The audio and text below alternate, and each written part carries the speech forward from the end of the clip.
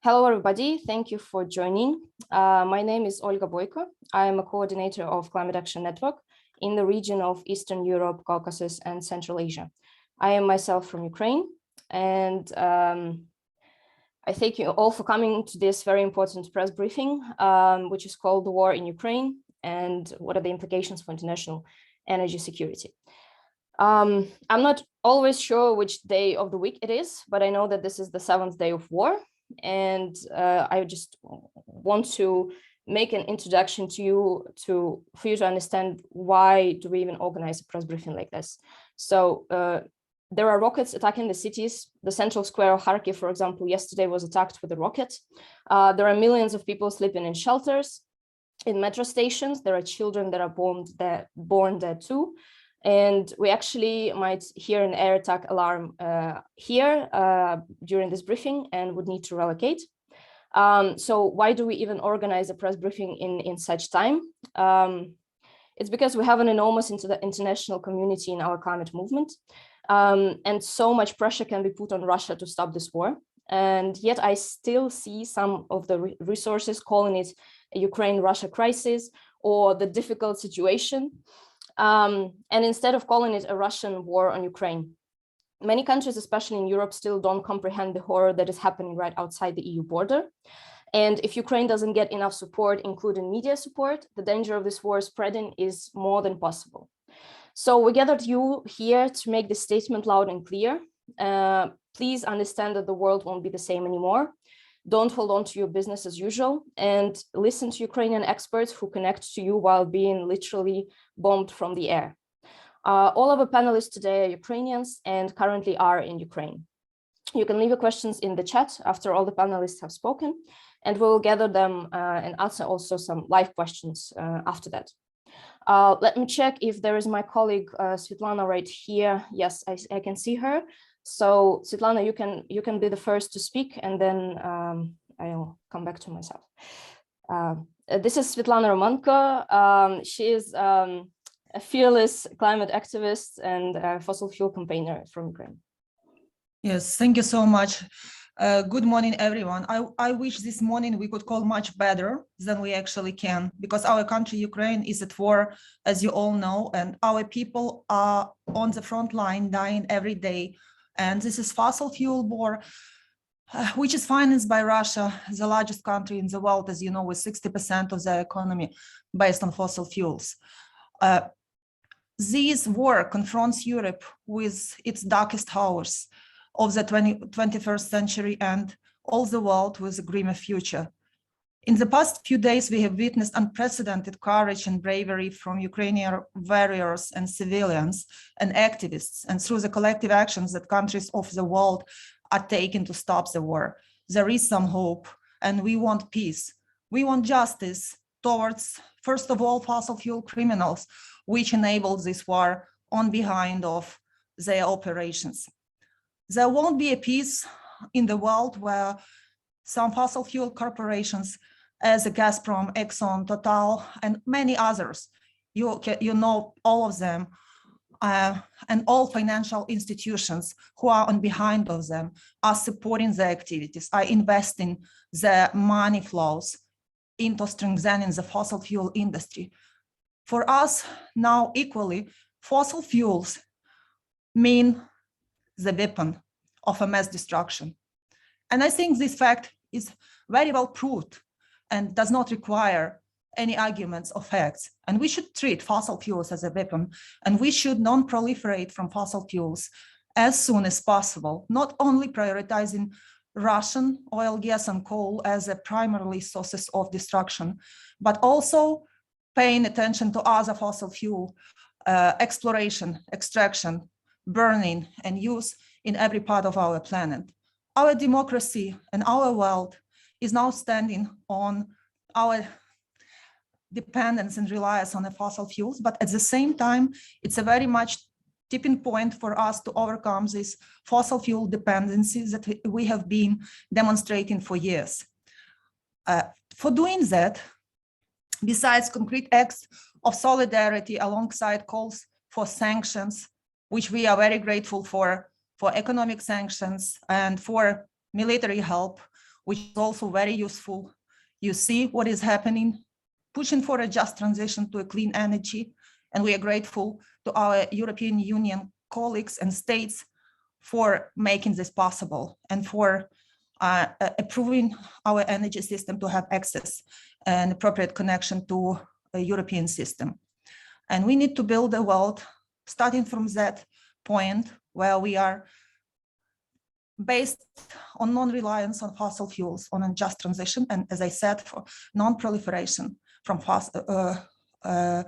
fossil fuel non-proliferation. So as inside of Ukraine and outside of Ukraine, we are trying to contribute to building peace, and we are calling for a few action steps, which we are hopeful you will help us to share and to spread through many sources for many people to see it everywhere, to indigenous people, to local communities, which face same threat sometime and every time as we do.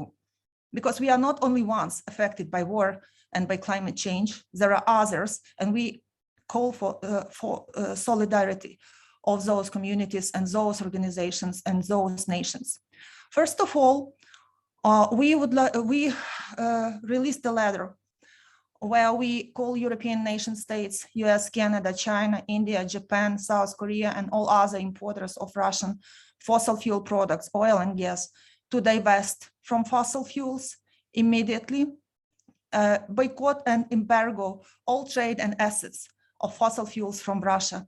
And thank you for the first action towards this direction, because what we've seen that Canada has banned all import from of fossil fuels from Russia for now, and same the US is doing, just putting a bill, draft bill into the Congress for the resolution today to embargo on all fossil fuels from Russia. Also, this should be a very imperative that the world not simply replace Russian-produced fossil fuels, which we have highly priority for now, but with fossil fuels from other countries, with an imagined priority of divestment and boycotting of all Russian oil, gas, and coal. Fossil fuel expansion must be immediately halted, and nations worldwide must commit to the rapid and just transition away from fossil fuels. Our next step, we would like to announce as a Ukrainian climate community and as a global community as well, is a letter to fossil fuel banks, so-called. We will provide two very clear lists of them who hold an assets in oil and gas and coal from Russia. We would like to make a call to everyone who is related to divest from those sources. Next call to action, we call separately on Wall Street chief executive officers, as Larry Fink, as Mortimer J. Beckley, as Jane Fraser, as Jamie Dimon, as Evan Greenberg, to turn their back on Russian fossil fuels until it's too late, because they are silent, but they hold very big influence and impact on fossil fuel assets, investment and divestment. And what we would like to add to that in general, we call on fossil fuel non-proliferation treaty as a global mechanism to end new expansion of oil, gas, and coal production, fair and equitable phase out of existing production, and building a way for a just transition from fossil fuels to community-owned clean energy to end Ukrainian horrific war and avoid all future wars. As a final, I would say that the end of the fossil fuel era is possible.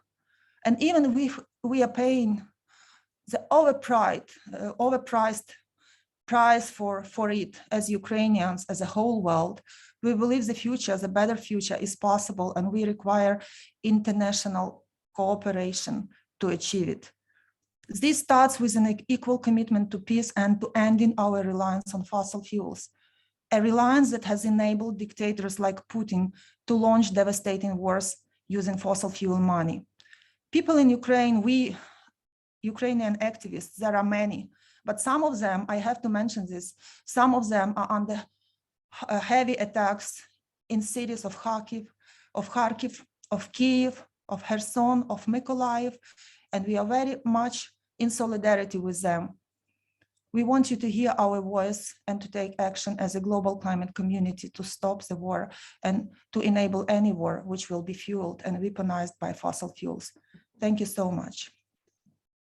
Thank you so much, Svetlana. And I would ask you all to listen to 5 more minutes from my side, because I have prepared, and Svetlana will need to leave very soon to another meeting. You can ask questions to Svetlana while she is here in the chat. Please do so. And while she is still with us, I would really like for you to listen to some of the summaries that I have gathered during the 6 days of war that we've been living in. So basically, some of the things I already mentioned. Please don't be afraid to say that this is a war, because on December 24th, most of us had to wake up at 5 a.m. and leave our cities in a hurry. During the 6 days, Russia has launched more than 400 missiles in Ukraine, different kinds of them, and a lot of them have gotten not the military bases, etc., but rather peaceful cities and squares.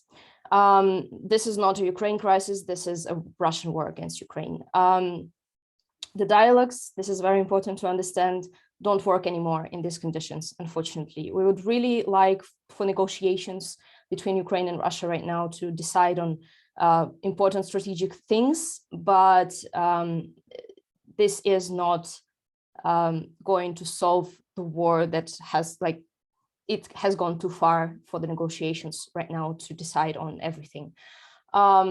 Ukrainian society also need to understand, had to mobilize, and has shown incredible strength. I'm sure you have seen this already. There's been local territorial defense that, like, there are so many people joining, and other people are helping with accommodation and transport, medicine, food. People stop the tanks with their bare hands just by blocking the road. Basically the civil society had to use their power to organize in order to organize against the war right now. There are hundreds of thousands of refugees going to your countries as well right now. However, there are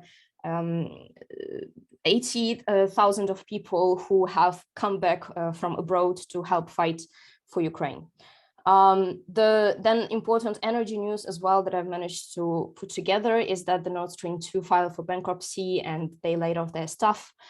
Shell is ditching its joint ventures with Gazprom. BP abandons its almost 20% stake in Rosneft. ExxonMobil just today, I think, sorry for the typos, takes $4 billion away from Russian oil and gas. And if approved, the access of Russian Belarus to EBRD finance and expertise would be suspended open-endedly. You will hear more about it from our next speaker, but the decision has been made to start the process of Ukraine joining the European network of transmission system operators for electricity. And just yesterday, our president has put the application for Ukraine to join the EU, and the EU Parliament has accepted it. So there might be some movements in this direction as well. Thank you for listening. I would like to give a word next to Konstantin Krenetsky. He is the head of energy department in the biggest environmental NGO called EECCA from Ukraine. Konstantin. Yeah, Olga, thank you very much. So due to the war, one of the problems for the Ukrainian energy sector materialized right away. In the evening of the 23rd of February, just hours before the full-scale Russian invasion, our power system disconnected itself from that of Russia and Belarus, and it was planned in advance. It wasn't like it made a decision on the spot. It was a part of a trial test before Ukraine's synchronization with the European power system called ENTSUI, and it was scheduled to be done next year in 2023. The original plan was to work in isolation for 72 hours, test the system, and then reconnect. And clearly, Russia had other plans. And on the 26th of February, our Ministry of Energy confirmed that Ukraine won't connect back. And currently, our power system is operating in an isolated mode, and you could call it like an island, in an island mode. and that in theory, continuing functioning of the Ukrainian power system in this mode beyond the test period of 3 days can result in gradual depletion of our fuel reserves and gradual unbalancing of our whole power system. And clearly everybody understood the risks. Our Ministry of Energy, our transmission operator Ukrenergo contacted our European partners, first of all, the European Commissioner for Energy, Kadri Simpson, with a request to speed up the process of integration to NCE and to get an emergency connection. And we, from the side of a coalition of Ukrainian NGOs, have also written letters, recommendations to the European Commission, energy community, NCE, our partners in the German government, as well as tried to mobilize our partner NGOs in the European Union. And this Monday, a special meeting of the energy ministers of the EU member states was held, as well as consultations with NCE. And as a result, the decision of emergency connection was supported in principle. So basically, the political will of our European partners is there, and it's good. This is an enormous and very concrete help to Ukraine. And now it all moves to the technical sphere, the discussion between technicians, how to do it best, how to ensure that the European system, the Ukrainian system can connect and that they can connect and operate stably. And here I would like to give a little pause because this is the most important part of my speech.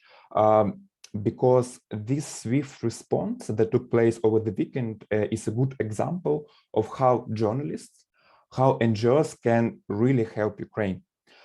So basically, through bringing Ukrainian messages from Ukrainian side, from Ukrainian civil society, from Ukrainian government, bringing these messages to the decision makers on the level of the European Union, on the level of member countries, to different ministries, to different regulatory bodies, interviewing people, making articles about what is happening and what help is needed, really needed.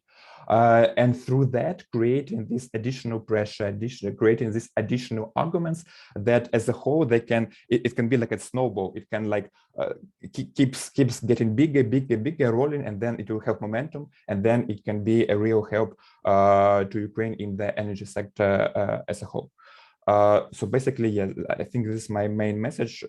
Please, you can really help.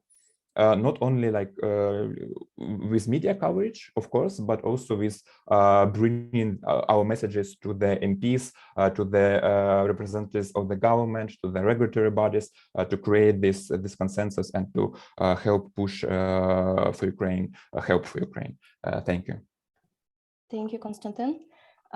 Thank you for asking questions in the chat. And now I got a confirmation from our next speaker that he will be willing to speak. Alexei Pasyuk, he's a deputy director of the organization EECCA, based in Ukraine. Alexei, the floor is yours. Thank you. So yes, just a few words. I'm one of the people who had to leave Kiev on the first day when we heard basically bombs, and despite the fact that our desire was to stay in Kiev, and that's how we planned to just basically stay over occupation. But I think once you hear directly how the bombs are kind of falling down near you, and your kids start to ask what they do, and you realize that you're in the house which you lose electricity and heat, and you're basically stuck, we made a decision to bring family to the safety for now in the Western Ukraine. I wanted to talk about the nuclear risk which this war possesses. I mean, for many years, as I was working on energy and particularly on nuclear issues, we were talking about the risks of nuclear in the case of the war. And we already have seen that in 2014, when we already had the Russian army quite close to Zaporizhzhia power plant. Now it got the whole new dimension as we actually got Russian troops on the site of Chernobyl nuclear power plant. It's a little bit complicated, of course, to get the full picture of what is happening on the ground, but I thought I will update you on to the best of my knowledge. So at this moment, Russian army controls Chernobyl nuclear power plant. It's not been in operation in terms of producing electricity from the year 2000. But the nuclear industry had a very difficult time trying to bring it to safety. You all probably know about the safe containment of a destroyed unit, but there was a lot of other challenges, and one of them was in particular spent nuclear fuel from Chernobyl power plant. And industry failed to create a safe storage for it. It took them basically 20 years to do that. Although now there is a new storage for spent nuclear fuel was not brought there yet. And that's one of the main concerns in Chernobyl is actually safety of the spent fuel, which require kind of being cooled and being under control. What is happening is also that Russian army prevents staff of Chernobyl nuclear power plant to rotate because people don't live nearby. They have to be brought in and out. And for now, the staff is stuck. They're not allowed to leave. What we understand, there also seems not to be prevented from operating normally, but it's not clear what's going to happen next. And of course, the even bigger concern is operating power plants. And we already have Russian military moving on the south of Ukraine towards Zaporizhzhia nuclear power plant, which is the biggest in Europe of 6 units, and South Ukrainian nuclear power plant. It's important to understand that there is International Atomic Energy Agency decision of 2009, which was explicitly saying that nuclear facilities should not be used or should not be targeted in any way during the military conflicts, and Russia is clearly already in violation of that. And for us, it's important that it becomes one of the topics discussed internationally, also with existing diplomatic kind of communication, which is still happening between selected kind of officials like Macron, president of France, to Russian officials to avoid any military action next to the plant. So also talking about the risk, for example, on Zaporizhzhia nuclear power plant, there is a storage of the spent fuel, which is basically big concrete say boxes which stay open air and have spent fuel there, and it's designed to stay there like for 100 years. But they're basically open sky. Again, the main concern is working power plants, reactors which are in operation, and to cause problem there, you don't necessarily have to target the reactors themselves, because the cut of electricity supply cause difficulty for plant to operate and to cool fuel in the reactor, and they would have some backups, of course, but it's designed basically for days to stay. And the accidents which we saw in other places actually often related to the lack of these systems and not ability to keep reactors cool. So we have very real danger of a nuclear accident of one of the plants. Right, and yeah, and it comes back again that it should be clear that Russians should be aware of that and should not have any combat next to the power plants, but that's not what we have seen so far. We have seen Russians really like putting weapon on the sides of the power plants, on the hydropower plants, on dams, making it basically it a target. So in effect, it becomes a target for military operation. Yeah, So I will stop here, and I'm happy to get any questions answered to the best of our knowledge as to the nuclear risks.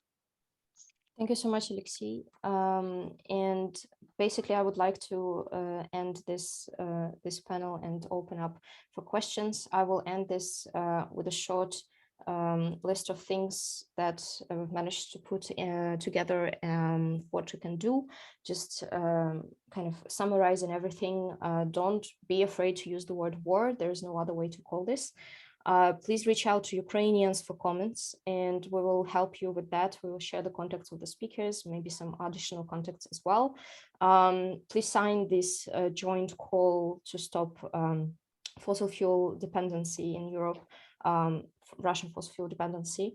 Send letters if you see an open call from Ukrainian NGO, which happened during the last few days, about the NSOE, about the danger of nuclear attacks. Please do act and send them to your MPs, members of government, or regulatory bodies if you are NGOs, and you can do that. And also you can use the general website that has been put together to choose a way to help directly, whatever you can do. I will now open the floor for questions, and let me check the chat. Please stop sharing the screen. Yes, the recording, of course, will be there. Yes, and there are more news about the Russian troops just popping up as we speak. Okay, so please raise a hand with the button in the reaction chat, so I can see you in front of me if you want to ask a question.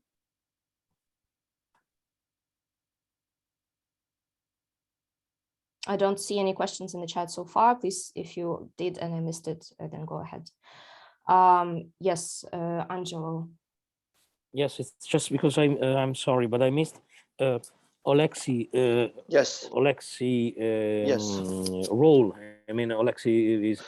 I'm a deputy director in EECCA Action, and I'm also part of the Bankwatch network, which is a European network which looks into international financial institutions, environmental and social impacts. And if I may, one question: you said that now the Russian army is advancing towards the southern Ukraine nuclear plants, and you said that they are quite important because there are big plants among them. Could you please repeat what is the plants with 6 unit you were Yes, mentioning? it's called Zaporizhzhia. Zaporizhzhia. It has 6 units of 1 gigawatt each, and it makes it the biggest in Europe, basically. The 5 of them are from Soviet times, and they actually working already beyond design time.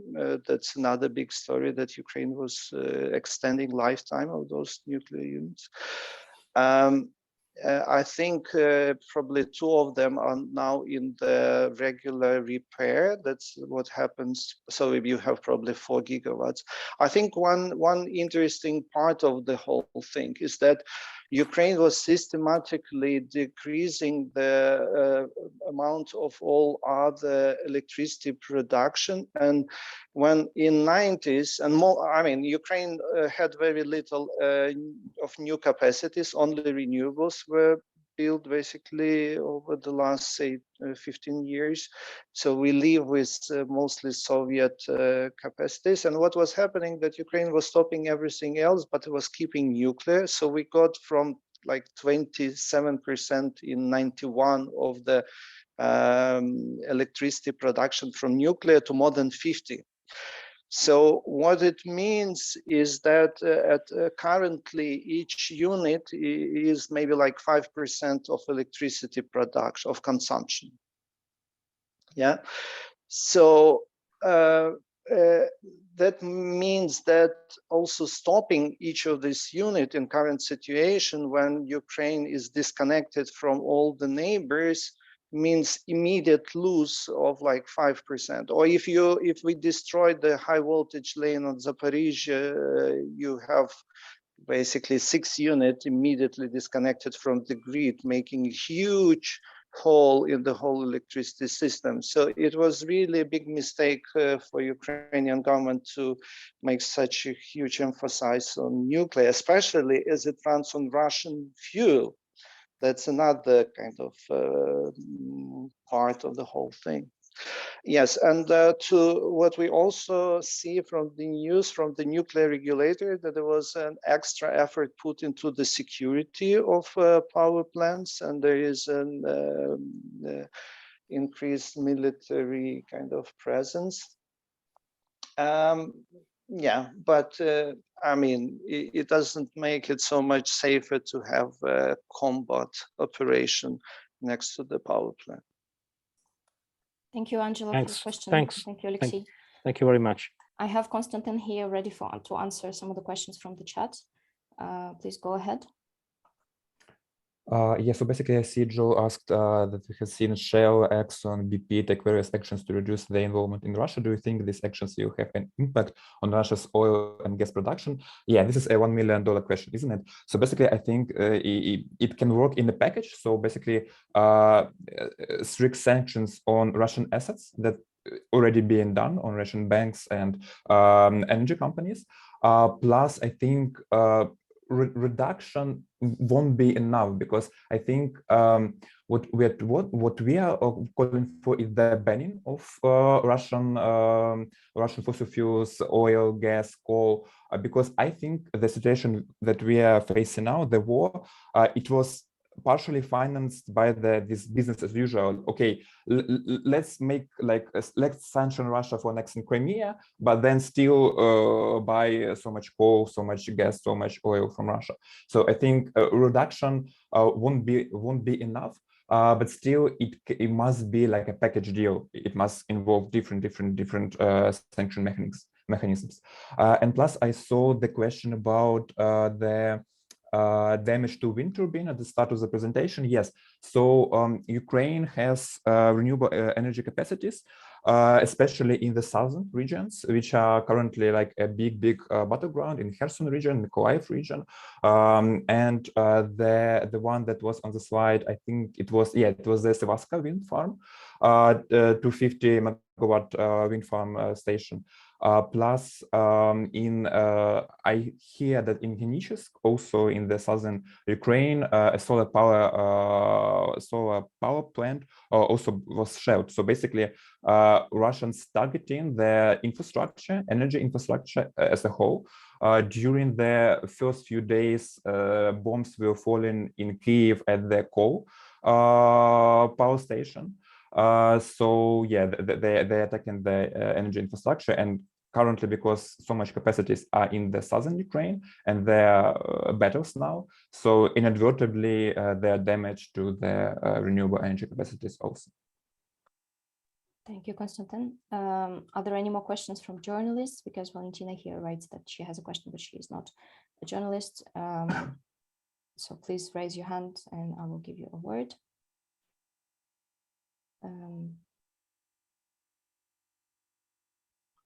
Camila. Yes, thank you for so Camila also wrote in the chat. I don't know if you want to come in, Camila. Michael has a hand. Yes, I see Michael, but I just missed like 5 minutes ago. Camila asked about the health risks of potential damage to nuclear plants. I'm not sure if Alexei is ready to answer that. I didn't catch it. Can you repeat? What are the energy and also health risks of potential damage to deliberate or accidental nuclear plants? Is there anyone you would recommend following who is tracking this? Well, I think that's exactly a problem of tracking it. So we have my best official source is, of course, nuclear inspection of Ukraine, but they stopped somehow produce any news. They at this moment they just say, okay, it's power plants are operating as usual. So which is I think everyone's concerned. What are the risks? So the main risk, of course, is getting radioactive particles into the air. And it happens by different means. For example, when it comes to Chernobyl, which is already a polluted area, we regularly have problems like even fires, which already bring dust into the air and cover big areas.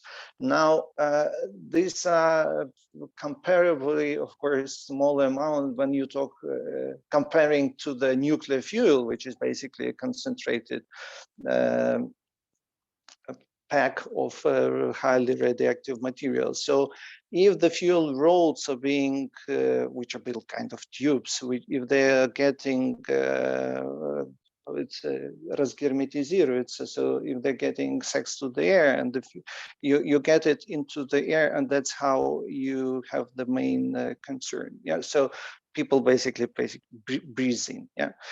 And then it depends very much on the size of the accident and how far is the territory which covered. On the impact of radioactive, I mean, you basically Google it. I think it's a long story, because after Chernobyl, there was an attempt to link particular diseases, and it's only thyroid cancer which was officially directly linked. And Ukrainian health specialists were also meeting lots of different health problems, but it was not accepted by kind of WHO.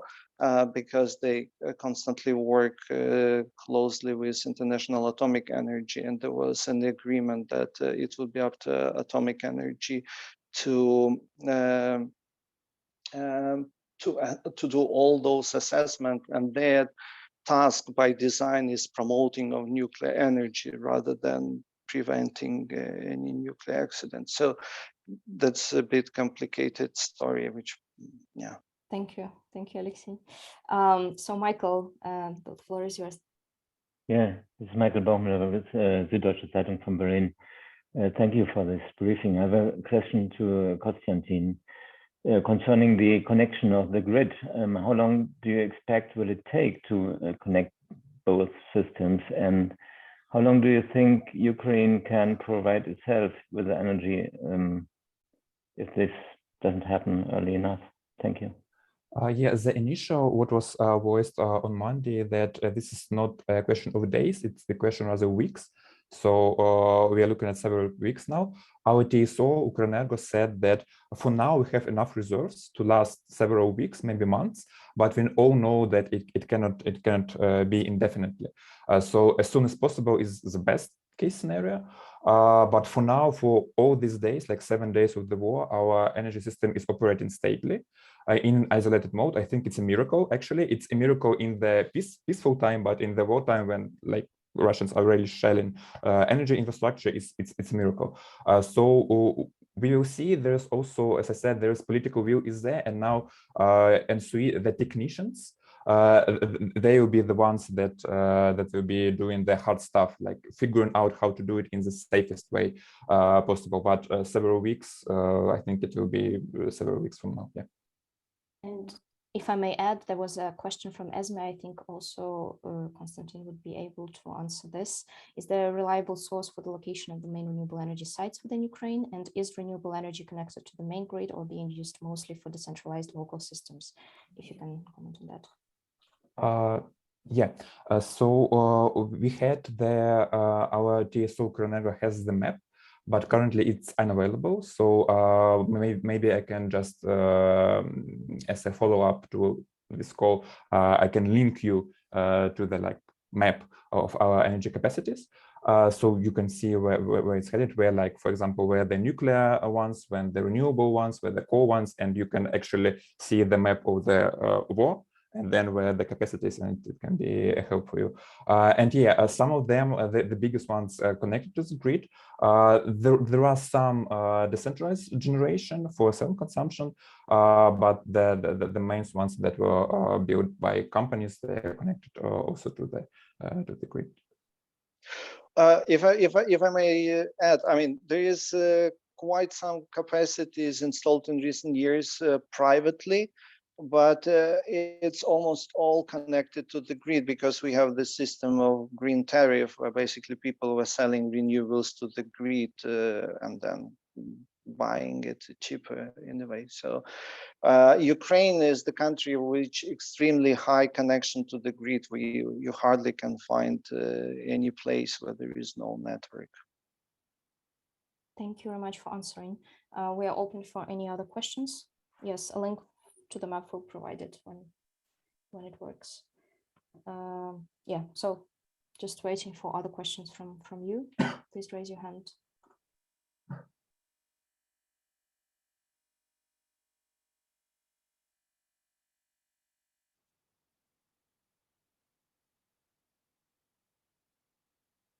Yes, there was a question actually from Valentina before, so I think I can read this. It's also about nuclear and actually about the nuclear risk related to operating closed power plants. Should we be seriously concerned about Russians using their nuclear weapons, or is it still just a deterrent? Not sure Alexei has the answer to that. Nobody has, but you can comment if you want. I think it's a main concern for West to get directly involved into the conflict. And I think Putin is extremely explicit that he is ready to use it if they see an intervention by third parties.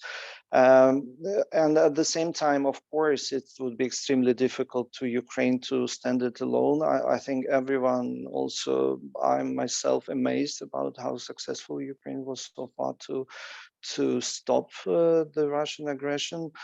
We see that the reaction of Kremlin would be to basically get tougher and tougher on Ukraine. We see already so much more of targeting of civilians and civilian infrastructure, which we haven't seen on the first day, when Russians basically thought that everybody will get scared and run away.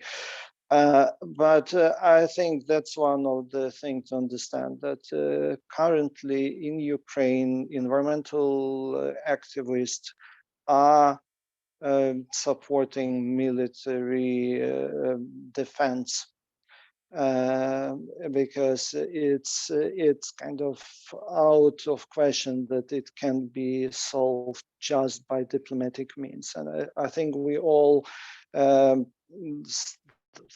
support Ukrainian presidents when he does send Ukrainian delegations for negotiations. And I think everyone in Ukraine would be happy to vote to stop as soon as possible by negotiations.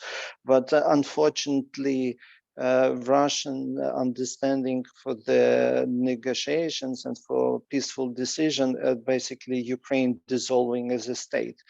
And this is, of course, very difficult to accept. That's why I think we also pleased to see pretty difficult decisions also done, like by German government, which ended up its kind of so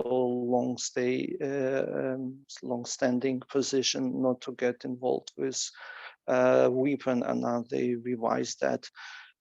Because that's what is needed. And even supply like helmets, body shields, this is kind of a luck, and we appreciate any help coming from abroad to get that, because our people basically trying to protect themselves without being adequately equipped. I mean, army is equipped, but the people more and more mobilizing for self-protection. Thank you, Alexei, for raising this point. I totally agree, and I will give the word to Suzanne right now.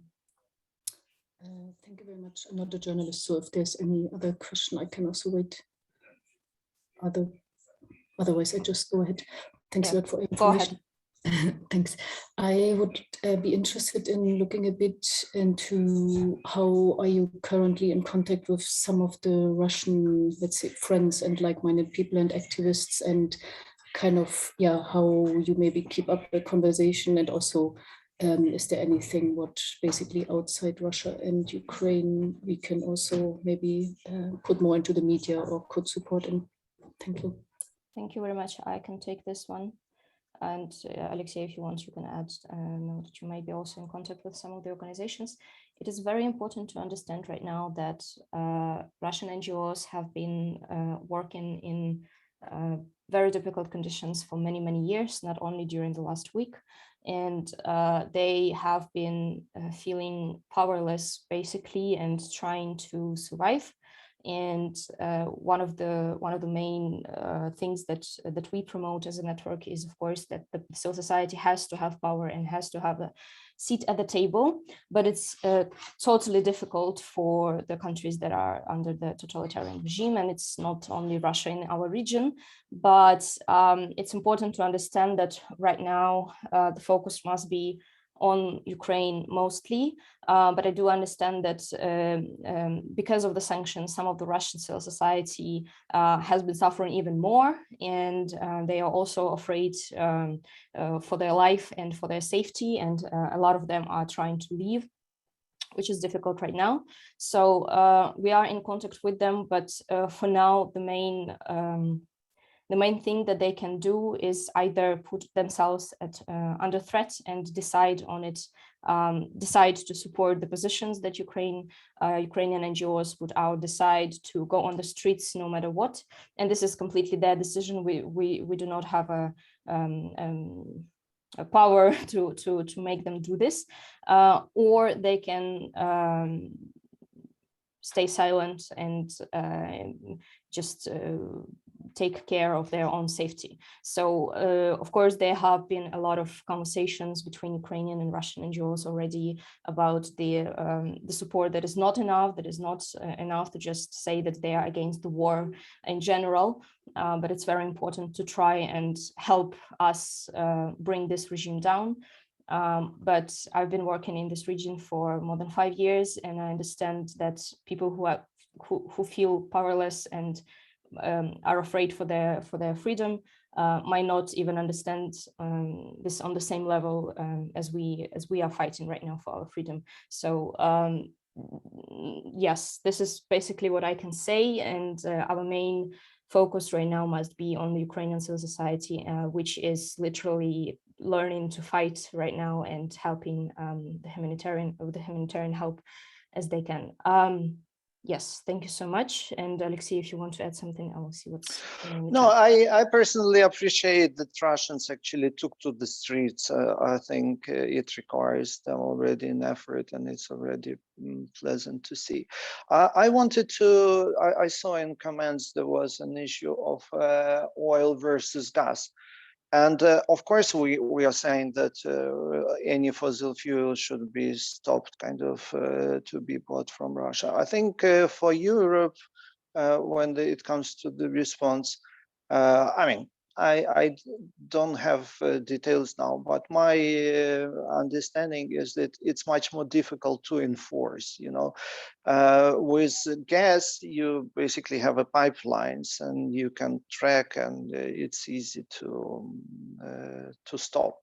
With kind of rather developed oil market worldwide, I think European officials are just not sure how they enforce Russian oil ban.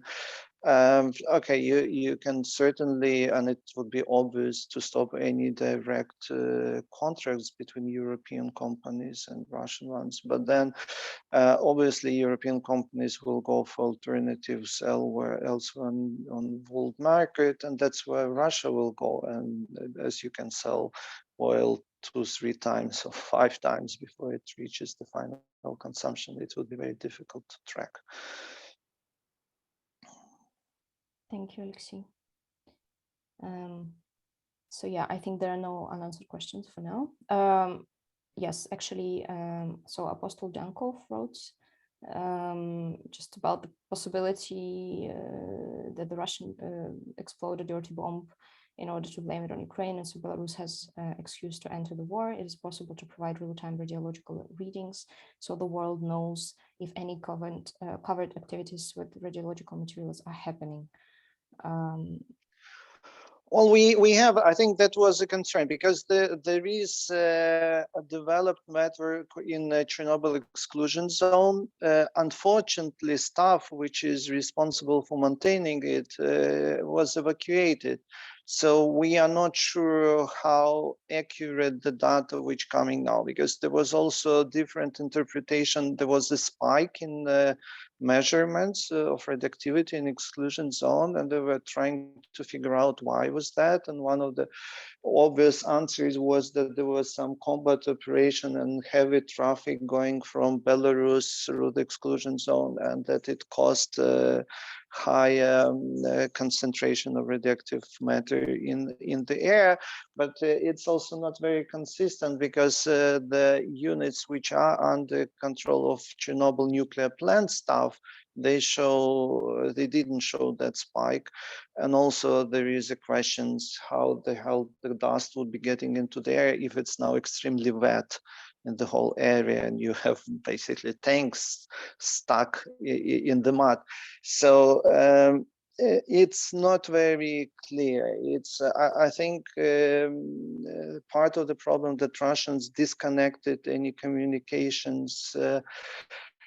Why? I mean, they basically took mobiles from all the staff of Chernobyl plant, and the only connection is by the old style one line landline phone, only for official conversation, which are happening under supervision of Russian soldiers, obviously.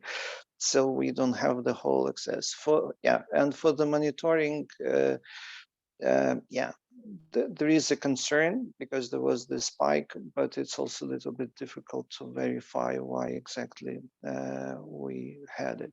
There was this question on if we can confirm the convoy. I mean, look, there is no doubt about the amount of Russian army on Ukrainian territory. It was basically seen. I think if you now go to the satellites sites which have like daily pictures update, it's cloudy, so you can see it, but you can basically spot the places where there is no clouds to how you call it, to confirm it. It's a massive Russian military invasion. And I will add to that to Marie-Louise as well. I am sharing the message from the mayor of Kiev right now. I just checked some of the chats that we are following. The basic information is that the Kiev hasn't been taken, but they of course were trying to, and there were rockets shot directly within the territory of Kiev, but the Russian army hasn't entered yet. That's why they attack the surrounding cities, towns so much. And basically the Kiev territorial defense that also consists of general population is being prepared. And there are many people that are still in Kiev and haven't left. My family was one of them. So this is one of the strategic points for them, definitely right now. And there's a question from Joe again. Do you have any thoughts about the role of East Asian countries like Japan and South Korea in buying Russian fossil fuels? Are you working with campaigners there? I will answer for myself first. Directly, I did not work with the campaigners there for the last few days, but we are expecting sanctions from Japan. That's what I can tell. If I don't know, Konstantin, Alexei, or anyone from our colleagues that are present here, if you have something to add, please do. I think in the context of what I was talking, we would really appreciate if the governments of the nuclear states like India would actually raise concern with Russian officials on kind of practical matters of the nuclear safety, as these are parties to the agreement on kind of not targeting nuclear facilities in the time of war.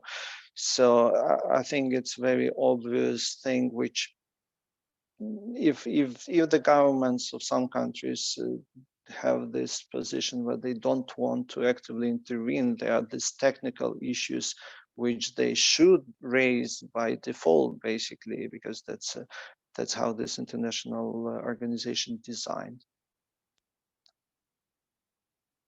Thank you very much. Yes, Konstantin? Yeah, and well, like on a personal note, like for me, like as a citizen, I think so the role of other countries in buying Russian fossil fuels, those countries that are buying and continue buying and will continue buying, they are fueling the war. So basically, we didn't work with campaigners there, but I see that Japan is started to roll some sanctions concurrently with USA, concurrently with European Union. So we would see what will happen. But still, when we are talking about embargo on Russian fossil fuels, we understand that any country that buys amounts and pays millions and billions of euros or dollars, they are fueling, they continue fueling the like Russian war machine. Thank you very much. Any more questions? And I think we can actually finish on time in a few minutes. So it's really your last opportunity before we finish.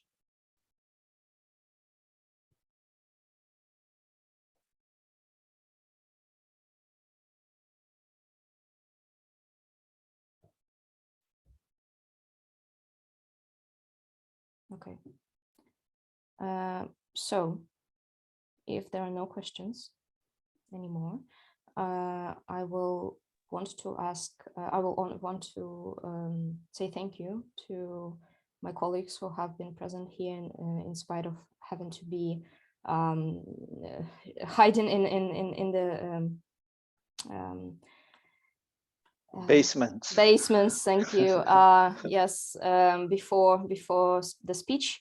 I also want to thank International Can Europe for the support that they've given us with inviting journalists and in general. And I just want to say that I hope that this briefing opened up some important information for you. This is of course not explicit, and there's just an enormous amount of information around. So we will definitely share our contacts with you for more information. Unfortunately, the war won't end with this call, and when you press exit, please keep covering the war in Ukraine as strongly as you can.